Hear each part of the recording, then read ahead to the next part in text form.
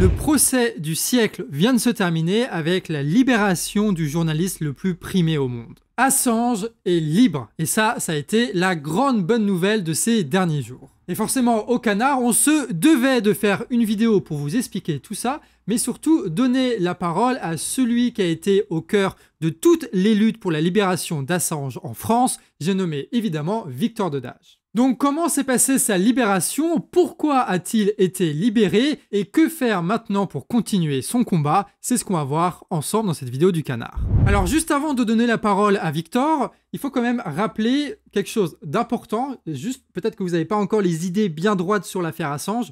Assange, ce n'est pas un lanceur d'alerte et c'est bien plus qu'un journaliste. Assange, c'est un journaliste mais aussi un informaticien australien. Il a créé en 2006 un système de chiffrement révolutionnaire à l'époque qui permettait à n'importe qui, dans n'importe quelle administration, État ou entreprise, de faire fuiter des millions de documents secret défense sans jamais que quiconque ne puisse remonter leurs traces. Avec son système, tous les employés qui avaient accès à des documents compromettants devenaient automatiquement des potentiels lanceurs d'alerte sans que les puissants de ce monde ne puissent y faire quoi que ce soit. Et en parallèle, Assange, il a monté une équipe de grands journalistes qui est capable de vérifier ces documents, mais aussi enlever les noms qui pourraient mettre en danger d'éventuels informateurs infiltrés, et surtout une équipe pour publier l'intégralité de ces documents au grand public sur leur site internet, c'est-à-dire pour nous. Pour la première fois, on avait accès à tous les documents secret défense issus des plus grandes organisations du monde. Donc on ne devait plus juste se contenter d'une analyse d'un journaliste qui choisit ces informations qu'on lui envoyait. Non, on avait accès à tout. Assange, c'est le fondateur de Wikileaks, et Wikileaks, c'est à la fois un logiciel qui permet de faire fuiter des documents sans qu'on puisse remonter leurs traces, et en même temps une équipe de journalistes extrêmement performante qui a réussi en quelques années d'activité à publier 10 millions de documents secret défense. Enfin, ils ne sont pas tous secret défense, mais on n'était pas censé les voir, en tout cas. Des documents sur les guerres, sur l'espionnage, sur la diplomatie, sur les tortures. Wikileaks en vie, c'était la menace permanente pour les puissants de voir leurs plans être dévoilés au grand public. Et Assange, il a fait ça en 2006, c'est-à-dire 5 ans après les attentats du 11 septembre, au moment où la violence de l'administration états-unienne est extrêmement forte, et ça partout dans le monde, avec toutes les guerres, avec toutes les propagandes et toutes les lois contre la liberté d'expression. Alors forcément, à partir de 2010, Wikileaks, et particulièrement Assange, se fait attaquer par de très nombreux États, médias et entreprises qui tentent de le faire taire. L'administration états-unienne demande son extradition sur son territoire pour le juger et l'enfermer pendant 175 ans dans ses prisons. Ils accusent le journaliste australien d'avoir révélé des secrets d'État et d'avoir mis en danger des personnes par ces révélations sans jamais, pendant 14 ans, apporter la moindre preuve. Et pendant 14 ans, Assange a été privé de liberté, que ce soit en isolement à l'ambassade d'Équateur ou alors dans une prison de haute sécurité à Belmarsh en Angleterre. Assange, c'est l'histoire de l'homme le plus dangereux du monde pour les plus grands puissants de la planète. Et aujourd'hui, ce type-là, il est libre. Écoute, je peux te dire que même des gens très proches de la famille m'ont dit qu'ils ont été surpris. Donc ça a été vraiment gardé de secret de chez secret. On avait vu des articles qui parlaient de plaidoyer négocié, comme disent les Américains, mais on n'y croyait pas trop, en fait. Toi, tu sais que moi, j'ai jamais cru qu'on arriverait à libérer Assange, d'ailleurs. Donc, ça a vraiment pris tout le monde de court. Le voilà libre, donc il prend l'avion en direction les îles Saipan, près de son Australie natale, un territoire états-unien où il sera finalement jugé selon l'accord établi en amont avec l'administration états-unienne. Pendant ce procès-là, il plaide coupable, il est condamné à 5 ans de prison, mais vu qu'il vient de faire 5 ans de prison en Angleterre, il est considéré comme libre. Et factuellement, il est libre, il a pu rentrer chez lui. Apparemment, on aurait dit qu'ils étaient vraiment pressés de régler ça. C'est-à-dire que l'avion atterrit, 1 heure plus tard, il était au tribunal, j'ai suivi les journalistes de l'île de Saipan. 2 heures plus tard, en gros, il était dans l'avion et redécollait, quoi. Donc ça a été réglé comme du papier à musique. Bon, ça c'est moi qui spécule, je me dis il y a une partie de l'administration américaine qui a négocié ça au nez et à la barbe d'une autre partie de l'administration américaine. Ils les ont mis devant le fait accompli, bien fait. Mais alors pourquoi? Pourquoi est-ce qu'ils sont libérés? Victor, lui, il a sa théorie et c'est en rapport, vous savez, à ce très long procès en Angleterre pour savoir, non pas s'il a été coupable, mais si, oui ou non, ils allaient l'envoyer aux États-Unis pour être enfermé. Parce que pour rappel, c'est bien de le rappeler, Assange est australien. Donc il ne peut pas être coupable d'avoir enfreint des lois états-uniennes. Ça n'a pas de sens, tu vois. La seule question qui a privé Assange de 14 ans de liberté, c'est de savoir si oui ou non il fallait l'envoyer mourir aux États-Unis. Jusqu'à ce procès qui a eu lieu il y a quelques jours, Assange n'a jamais été condamné. Il n'y a jamais eu de procès sur ce qu'il a fait, d'accord? Il a juste été enfermé 14 ans, juste pour le faire taire. Julian Assange a plaidé coupable. D'abord, remarquez avec quelle rapidité, avec quelle souplesse plutôt, l'administration américaine est passée. Vous avez commis un crime qui mérite 175 ans de prison. Ah, finalement, 5 ans, c'est bon. Allez, on négocie ça. Je fais un taf. Je te condamne, comme par hasard, à la durée que tu viens de passer à Belmarsh, et on n'en parle plus. S'il y a une preuve, Johan, que toute cette affaire, depuis le début, n'était qu'une manipulation politique, elle est là. Parce que soit il a commis un crime, soit il ne l'a pas commis. Les Américains, ils ont effacé l'ardoise. Ils ont dit, bon, on va te donner une nouvelle accusation très générique. Et cette nouvelle accusation, c'était une accusation dont le terme était conspiration pour obtenir des documents classifiés. À part ça, la juge a eu des propos très gentils, je trouve. J'ai eu l'impression qu'elle était à deux doigts de demander des excuses, de demander pardon au nom de la justice américaine. Elle, perdue dans son île là-bas, loin de peut-être des magouilles de Washington, elle lui a souhaité un bon anniversaire, un prompt rétablissement. Elle a souligné le fait qu'il avait été enfermé dans une des prisons les plus dures de Grande-Bretagne.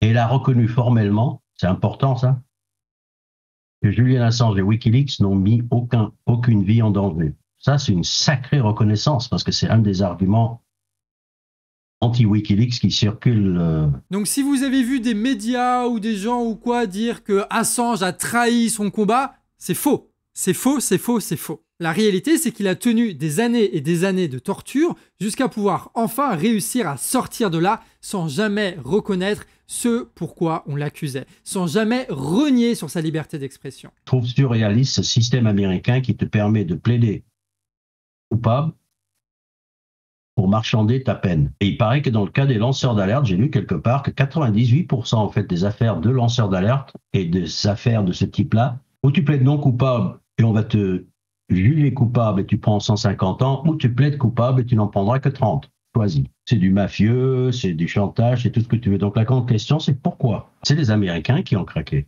Lors du dernier appel qu'il y a eu à Londres, et de l'avis des témoins qui étaient dans la salle, que j'ai interrogé à la sortie de l'audience à Londres, Craig Murray notamment, il avait dit une chose, c'est que c'est la première fois que Julian Assange est devant des juges qui semblaient s'intéresser réellement à l'affaire, qui posaient les bonnes questions et qui écoutaient attentivement. En fait, ils ont validé, si tu veux, les motifs de la demande d'extradition. Ils ont dit, OK, ça c'est bon. Ça c'est la mauvaise nouvelle, c'est-à-dire qu'ils ne sont pas revenus là-dessus en fait. Mais ils ont quand même eu une réserve. Ils ont dit, est-ce que vous pouvez nous garantir que Julian Assange ne risque pas la peine de mort? Et est-ce que vous pouvez nous garantir que Julian Assange ne risque pas d'être discriminé du fait qu'il n'a pas la citoyenneté américaine? Parce on disait que parce qu'il était australien, non citoyen états-unien, il ne bénéficiait pas de la protection du premier amendement de la Constitution, la liberté d'expression, qui protège les citoyens et les journalistes. Et lors du procès d'appel, la question a été posée aux avocats américains. Les juges ont posé cette question.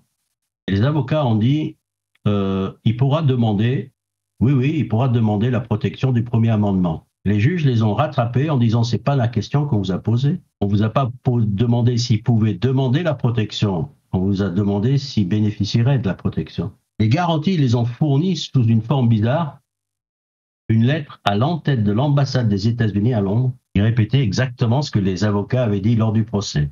Il pourra demander. Selon Craig Murray, à ce niveau de justice et à ce niveau de juge, même si on est à la Grande-Bretagne, il ne faut pas se foutre de la gueule des juges aussi ouvertement. Et lui, il disait, ils allaient se faire embarrer. L'audience d'appel allait rejeter l'extradition. Alors pourquoi Assange a accepté? Parce que les Américains pouvaient encore faire appel devant la Cour suprême, et c'était reparti pour des années. Et c'est là que les Américains ont finalement offert à Julian Assange une porte de sortie qu'il a attrapée, parce que contrairement à ce que les gens disent, il n'a rien trahi. Il a plaidé coupable devant une accusation générique qu'il reconnaît, conspiration, avec des lanceurs d'alerte pour obtenir des documents classifiés, point barre. Il n'y a aucune contrainte liée à ça. Il n'y a aucune mesure de bâillon, comme parfois ça arrive. Même pas interdiction de continuer Wikileaks. Et même, ça va encore plus loin, cette victoire. Ah, il y a une question intéressante, tiens, oui, si, qu'on n'a peut-être pas abordé, mais tu n'y as pas pensé, mais je vais te le balancer. C'est qu'il y a des gens qui se posent la question, mais est-ce que ça risque pas de créer une jurisprudence? Parce que c'était une des grosses craintes de l'affaire Assange. La réponse juridique, c'est que toute affaire de plaider coupable ne peut pas devenir jurisprudence, par définition, puisque ça a fait l'objet d'une négociation et pas d'un jugement. Donc à partir du moment où Julian Assange plaide coupable, quelque part, il a aussi sauvé la profession, parce que sa condamnation éventuelle ne peut pas être prise comme une jurisprudence par la justice américaine. Donc, contrairement à ce que des gens disent, non, il a fait exactement le contraire, sur le plan technique, judiciaire, technique. Donc, maintenant, il y a le côté politique. Qu'est-ce que les administrations et les politiques vont dire? Ils vont raconter ce qu'ils veulent, ils vont prétendre qu'il y a jurisprudence, ils vont y faire référence, bien sûr. Mais ça, c'est l'enveloppe politique et la manipulation autour de l'affaire. Même après 14 ans d'isolement, d'enfermement, de torture, le gars arrive encore à défendre le journalisme. Non mais je suis désolé, mais c'est la classe de faire ça quand même. Et pendant ce temps-là, t'as des types qui se prennent pour des journalistes, qui se prétendent être des journalistes sur les plateaux télé, et qui n'arrêtent pas de mentir, de tromper et de manipuler les gens, tout simplement parce que leur patron de milliardaire leur demande et qu'en échange, il leur file un gros chèque à la fin du mois. En vrai, l'affaire Assange, elle est importante parce qu'avec lui, on comprend ce qu'est véritablement le journalisme. On en saura plus de cette affaire, de ce procès, lorsque Julian Assange prendra la parole publiquement. Ce qui est sûr, en tout cas, c'est qu'il est libre et qu'on sait que toutes les accusations qui étaient contre lui étaient bidons et qu'il n'a mis en danger personne avec ses révélations. Alors oui, Assange est libre et c'est une extrême bonne nouvelle, mais Wikileaks a été stoppé. Ils ont mis à terre Wikileaks. Et Assange, oui, il est libre, mais après 14 ans d'isolement. Donc le message, il est clair et il a été envoyé à tous les journalistes du monde. Si vous franchissez la ligne rouge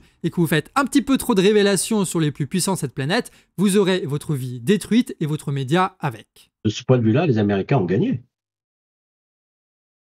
L'effet recherché a été obtenu. Julian Assange, je suis content pour lui, en tant qu'individu, il est libre. Mais n'empêche que quelque part, ils ont gagné. Avec le temps aussi, Assange, il a pu prouver autre chose à propos des médias mainstream. Admettons qu'il y avait un problème de méthode chez Julian Assange. Il n'empêche que l'outil qu'il a créé, qui est une bombe nucléaire en termes informationnels, jamais oublié que Wikileaks en a fait cadeau à toute la grande presse. Tous les grands médias utilisent l'outil inventé par Wikileaks. Où est-ce qu'on a vu fleurir 10, 20, 100 Wikileaks? Il n'y a même pas le début d'un semblant d'un Wikileaks nouveau, alors que techniquement parlant, ils ont tout ce qu'il leur faut. Et donc, qu'est-ce qu'on peut retenir de cette affaire? Et en tout cas, c'est une affaire pour lui qui se termine bien. Maintenant, pour ceux qui auraient envie de continuer le combat, on pourrait aussi surveiller de près ce qui va se passer avec les autres de Wikileaks, parce qu'il y a des gens quand même qui sont un peu planqués, un peu partout. On pourrait se poser la question du devenir du combat de Wikileaks, parce que mine de rien, si cette répression s'est abattue sur lui, c'est qu'il y avait une raison, et cette raison, c'est le droit de savoir. Et alors, au moins reprendre le flambeau de Wikileaks, sinon sur le plan technique, au moins sur le plan politique. Il ne s'agit pas de prendre aujourd'hui de mauvaises décisions basées sur des mauvaises informations. C'est quelque chose qu'on ne peut pas se permettre. D'accord? Tout le monde sent confusément qu'il se passe des choses, quoi. J'ai jamais autant entendu parler de risque de troisième guerre mondiale que maintenant. Aujourd'hui, qu'est-ce qui nous manque cruellement dans le paysage médiatique? Tu sais ce qui nous manque cruellement, Yann? Wikileaks. Mais c'est trop tard. Ils sont fatigués, ils en ont pris plein la gueule. Peut-être la prochaine génération, clin d'œil aux jeunes aujourd'hui dans les médias alternatifs. Peut-être qu'il y aura d'autres qui reprendront le flambeau. Et là, je pense que ça fera un carton. Parce qu'il n'y a jamais eu, je pense, une aussi grande nécessité de cette transparence et cette volonté de connaître la vérité. Qu'est-ce qui se trame réellement? J'espère quand l'histoire du nouveau journalisme 2.0 sera écrite, tous les gens se souviendront que c'est Julian Assange et sa bande de joyeux lurons de Wikileaks qui l'ont inventé. Voilà. C'est intéressant, ça, non, la vraie transparence. Savoir tout ce qui se trame, ne pas être mal informé, ne pas être dupé parce que des informations déterminantes pour comprendre la situation nous a été cachées par des États, par des entreprises ou même par des médias. C'est ce qu'on appelle le droit de savoir et ce droit-là, on l'avait à l'époque de Wikileaks, à son heure de gloire avec ses millions de documents confidentiels qui ont été publiés librement sur son site. Et ce droit de savoir-là, il s'applique dans les médias, mais il pourrait aussi s'appliquer en politique, hein. Surtout quand on pense notamment à toutes les réunions secrètes que sont en train de faire les partis politiques dans les petits appartements parisiens, alors que nous, on ne sait absolument rien des teneurs des discussions. D'ailleurs, demain, le 3 juillet, c'est l'anniversaire d'Assange, et Victor, il a une petite idée en tête. Alors, il y en a qui parlent de faire des petites fêtes comme ça en public, etc. Moi, j'ai pas la tête à faire la fête en ce moment, l'esprit à ça. Bon, peu importe, mais ce que je proposerais aux gens, c'est de se déchaîner sur les réseaux sociaux ce jour-là, peut-être dans les commentaires des sites des grands médias, quel que soit l'article, peu importe, sur Twitter, Facebook, de leur balancer des joyeux anniversaires Julian Assange. Et histoire de rappeler un petit peu leur désinvolture par rapport à ça. Rien que ça, même pas les critiquer, juste un joyeux anniversaire Julian Assange en commentaire de tous leurs articles. Allez, France 24, boum, boum, boum, boum, boum, un petit joyeux anniversaire Julian Assange. Propose ça comme campagne, je pense que ce serait rigolo. Victor Dedage, il a aussi été au cœur de l'affaire Assange en France, hein, donc il a vu énormément de choses. Mais je suis maintenant aussi un peu déçu, et je pense que c'est un constat qu'on peut faire. Les médias alternatifs, qui auraient dû être les premiers à se mobiliser sur cette affaire, et ça n'a pas été la levée de bouclier. Peu de gens sauront qu'il a été nominé 9 fois au prix Nobel, qu'il a été finaliste du prix Sakharov, que 9 chefs d'État latino-américains le soutenaient, qu'il est membre honoraire de 18 syndicats de journalistes, qu'il a 39 prix de journalisme, qu'il est défendu par tous les syndicats de journalistes, par toutes les associations de défense des droits de l'homme, etc. Mais on a été plusieurs à médiatiser l'affaire et au Canard, on a pris notre part, on a parlé de Julian Assange et Dedage, il voulait faire passer un petit message par rapport au Canard et en même temps, vous allez comprendre, à vous aussi. Je peux te dire que j'ai fait, je crois, entre 250 et 300 conférences sur cette affaire et je voudrais te dire que très souvent, les gens m'abordaient en disant que c'était grâce au Canard enchaîné, le lapsus que je voulais pas faire, que le Canard réfractaire avait été à l'origine de leur prise de conscience et de leur présence. Ça en devenait chiant d'ailleurs, à un moment donné. Mais il y a eu un vrai impact. On boucle l'affaire en fait. Je crois que ça va être mon dernier interview sur cette affaire avec toi. Je suis content parce que je ne peux pas dire que ça a commencé avec toi, mais quelque part oui. Tu faisais partie de la constellation des gens qui sont mobilisés. Finir avec toi, c'est bien. Merci à vous d'avoir été parmi les premiers à vous mobiliser sur cette affaire. Vous pouvez être fiers. On peut tous être fiers. On ne sait pas dans quelle mesure on y a participé, mais merde, il est libre. Voilà. Et le petit plaisir pour la fin, Dedage, il a encore des trucs à nous raconter. Alors je sais qu'il est de bon ton de critiquer les médias mainstream, on ne va pas se gêner. On va pouvoir commencer à raconter des choses. Je vais le dire ici, mais on en reparlera. Ce sont des crapules et tu n'as aucune idée, même toi, à quel point ils le sont. À quelques exceptions près, bien sûr qu'il faut toujours préciser ça, mais quand même. Et je crois que je vais commencer à me concentrer sur les enfoirés dans cette affaire. Je vais commencer à parler des coulisses. Je vais te donner une avant-première. Ça vous intéresse ou pas que Victor Dedage y déballe tout comme ça sur un grand média? N'hésitez pas à nous dire en commentaire pour savoir si oui ou non on propose quelques interviews en rab à notre Victor. En tout cas, un grand bravo aussi à Victor Dedage, vous l'aurez compris, qui a mené en France tout ce combat sur la libération d'Assange. Voilà, maintenant c'est fait. On termine là-dessus et pour rappel, nous aussi au Canard, on est un média indépendant, donc si vous voulez nous soutenir, vous pouvez nous financer via des petits dons réguliers sur Tipeee et c'est disponible en description. C'est une manière aussi de nous donner de la force et donc de militer. Et plus on aura de budget, plus on aura de projets, si tu vois ce que je veux dire. Bref, Assange est libre. Et ça, c'est beau.